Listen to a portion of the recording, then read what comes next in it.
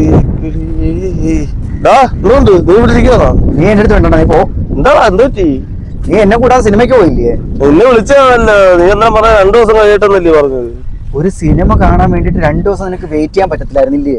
പിന്നെ 2 ദിവസോ സിനിമ കാണാനാ?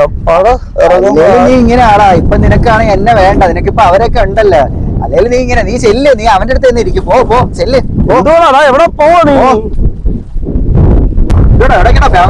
ഇന്നൊരു ഇന്റർവ്യൂ ഉണ്ടോ? ഇന്റർവ്യൂ അതിന് ഈ രീതിയിലാണോ പോന്നെ? ഇതൊക്കെ എന്ത് കാണിച്ചു വെച്ചേക്കുന്നത്? ബട്ടണൊക്കെ അങ്ങോട്ട് പിടിച്ചിട്ടേ.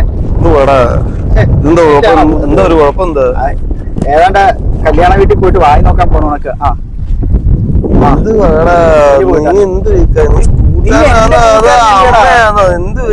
നീ എന്റെ കൂട്ടുകാരനല്ലേ? നീ ഇന്റർവ്യൂവിന് പോകുമ്പോ നല്ല രീതിയിൽ പോണ്ടേ? നീ ഇനി പോയിട്ടോ.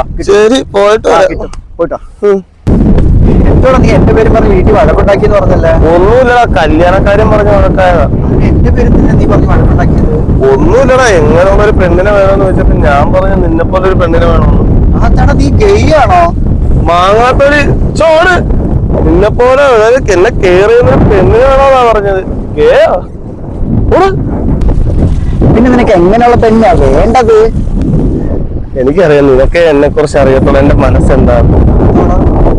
നല്ല അച്ചടക്കം, നല്ല സ്വഭാവം, പിന്നെ എന്നെ സന്തോഷമായിട്ട് നോക്കണം, നല്ല മൂടി, അത്യാവശ്യം നല്ല സൗന്ദര്യമൊക്കെ വേണം, നമ്മുടെ കുടുംബത്തിന് ചേർന്ന് അങ്ങനെയുള്ളൊരു പെണ്ണിനെ, അതായത് നിന്നെ പോലെ ഒരു പെണ്ണിനെ, നിന്റെ സ്വഭാവമുള്ള ഒരു പെണ്ണ് വേണം. സ്വർഗലോകത്തുനിന്ന് രംഭയും തിലോത്തമയും പറഞ്ഞു നിനക്ക് ഒരു ജോലിയില്ല, പറയത്തക്ക ഒരു അന്തസ്സില്ല, ഒരു നല്ല പേര് പോലും ഇല്ല നാട്ടില്. അവന് ഇപ്പൊ വരും. ജോലിയും പേരും അത് വരും. എവിടെ വരും? ആര് കൊണ്ടുവരും? എനിക്ക്. നീ വല്ലയിടത്തും വെച്ചേക്കുന്ന ഇപ്പൊ കൊണ്ടുവരാൻ വേണ്ടിട്ട്? ഞാൻ ശ്രമിക്കോടാ. എന്നിട്ട് ഇപ്പൊ നിനക്ക് എത്ര വയസ്സായി?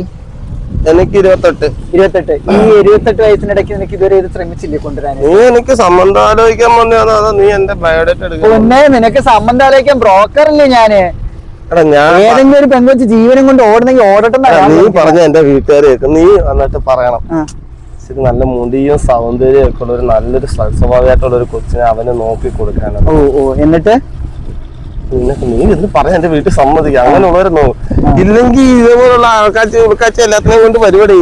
വീട്ടുകാർ കല്യാണാലോചിച്ച് ചെന്നപ്പോ വീട്ടുകാരോട് പറയാണ് എന്നെ പോലെ ഒരു പെണ്ണിനെ വേണമെന്ന് പറഞ്ഞ് വീട്ടുകാരെ കൊണ്ട് വഴക്കുണ്ടാക്കി വെച്ചിട്ട് ഇനി ആ വീട്ടുകാരെ മുമ്പിൽ ചെന്ന് പറയണം നിനക്കൊരു പെൺകൊച്ചിനെ ഞാൻ കണ്ടുപിടിച്ചു തരാം. എന്നെ പോലെ ഒരു പെണ്ണല്ല, നിന്റെ സ്വഭാവമുള്ള ഒരു പെണ്ണ്. അത് വീട്ടുകാർക്ക് അറിയത്തില്ലല്ലോ. നിന്റെ ആൺ സ്വഭാവമല്ല, എന്നെ കെയർ ചെയ്യുന്ന സ്വഭാവം.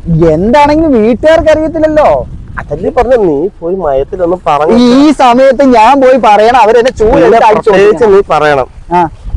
കല്യാണം കഴിഞ്ഞിട്ട് കല്യാണം കഴിഞ്ഞിട്ട് അവന് ജോലിക്ക് വിടാമെന്ന് പോയിക്കോളൂ എന്നുള്ള രീതി തൊടാതിരുന്ന് പറഞ്ഞൂടെ? അയ്യോ തൊടാൻ പറ്റിയൊരു ചരക്ക് അല്ല. പിന്നെ നീയാണ് എന്റെ പുറകെ നടക്കുവോ? പിന്നെ നോക്കാൻ പറ്റിയ ചരക്ക് നിനക്കാവും. എന്റെ വീട്ടിൽ പോയി പറഞ്ഞ് സമ്മതിപ്പിക്കും. ആവത്തില്ല. എന്താണ് നീ ഒരു കൂട്ടുകാരനല്ലേ? കൂട്ടുകാരനായോണ്ടാ പറയുന്നത്. നിന്റെ സ്വയം നല്ലോണം എനിക്ക് അറിയത്തുള്ളൂ. ഏതെങ്കിലും പാവം പിടിച്ച മുമ്പിൽ രക്ഷപ്പെടുന്നേ പെട്ടോട്ട്. ഞാനൊന്നും പറയുന്നില്ല. പറയാതിരിക്കുന്നേ നല്ലത്. എനിക്ക് വേണ്ടി ഒരു നല്ലൊരു കൊച്ചു എവിടെയോ ഇരിപ്പുണ്ട്. ആ കൊച്ചിന്റെ ജീവിതം അതോടുകൂടി തീർന്നു. ചുമ്മാ അല്ലടാ മൂക്കി പല്ലും മുളച്ച് ഇവിടെ നിന്ന് പോകുന്നത് കേട്ടാതെ എന്നെ കളിയിട്ടുണ്ടോ? അല്ലേ പോവാന്നോ പറയും.